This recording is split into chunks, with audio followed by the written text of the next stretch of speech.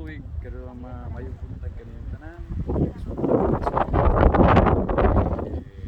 matag tuig karong Domingo ha, ikaupat sa pagkabanhaw ginganlan og Domingo sa maayong magbalantay.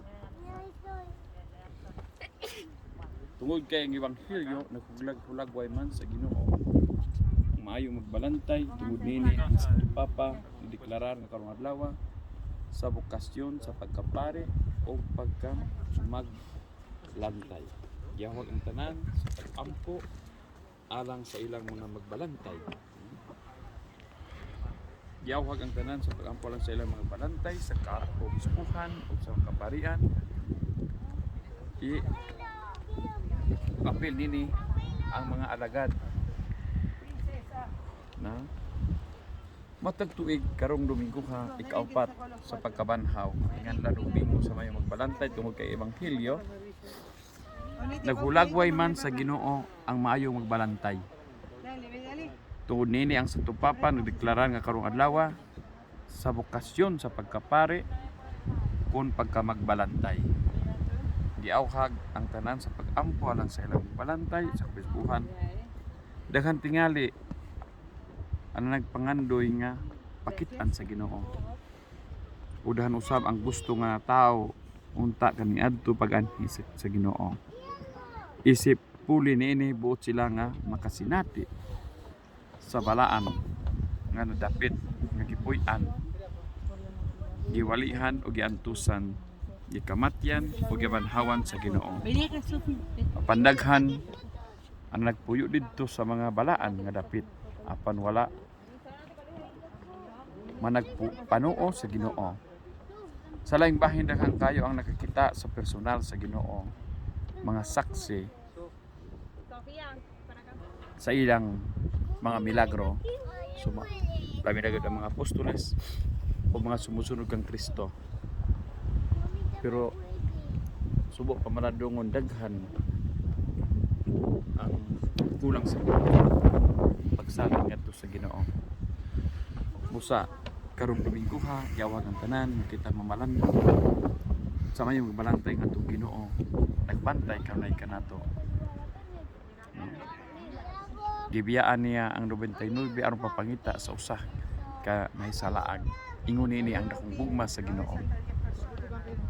Iyan po nato ang mga kaparian, ang obispo, nga sila kinugyanan sa Ginoo, gitawag sa Ginoo aron pagsabot sa mayong balita. Labi na gayon ang mga misyonero nga gibiyaan nila ang ilang pamilya, gibiyaan ang ilang mga kaigsuonan, paryente, nanay, tatay, magsuon aron sila makalagad nito sa Ginoo pinagi sa pagserbisyo sa buhat sa mga apostoles. Pero daghan sa mga gilutos, labi na kadtong mga misyonero sa laing dapit ito sa Africa, sa China, sa Japan uban pa, no? Daghan ng mga paagi sa paglutos, dili lang pinaagi sa pag lutos, pagpatay o pag-torture, kundi nagitawag og mga psychological persecution. Napagingon og mga psychological persecution or napagingon og mga moral persecution. Mao na nga sa laing bahin daghang kayo ang nakikita sa personal sa Ginoo, no? Nga nakita nato diha sa atong pag-ampo, pagtambong sa Santa Misa o pag-alagad, no? Mao to nga atong pamalandungon, no? Ang maunta kita mahimong usa ka magbayong mayong balantay dili lamang kami mga pare, kami kapupod mga amahan nga tinugyanan sa Ginoo magbantay sa inyong mga anak. Dili lang yung bantayan kay aron dili mulakaw, aron dili mamayli, aron dili mahubog-hubog, aron dili makuyog sa mga uyab, kun dili bantayan pod ang kinabuhi espirituhan. Labi na kayo sa pagtudlo sa mga mayong magtulunan, labi na kayo sa pagtudlo sa mga moral values, sa magkamasinugtanon, sa respeto, no? Daghan karon ang mga anak na walay respeto sa ilang mga inahan, gamahan. Daghan karon ang mga bata na mamalikas, no? Diin man sila nakakatpo ni anak tungod kay wala man ninyo bantay ang inyong anak na sige tan-aw og mga telebisyon, sige tan-aw og mga TV program, no? Mao na nga pagkanindot unta natong buhaton mao ang bantay nato ang itong mga anak pinagi sa pag-ampo, no? Mag-ampo sa Santos nga Rosario, magkaiusa ang tanan labi na gyud sa pag-ampo sa Santos nga Rosario, mata sa buntag tuluan sa pagpapanguros, no? Labi na katong mga bata pa ug labi na katong mga igsoon nato nga halayo sa dagtong kapit, no? Dili sila katong mga nag-abroad, no? Dili sila kanunay nakabantay sila mga anak, mao na nga pinaagi sa pag mga cellphone or messenger o WhatsApp o ba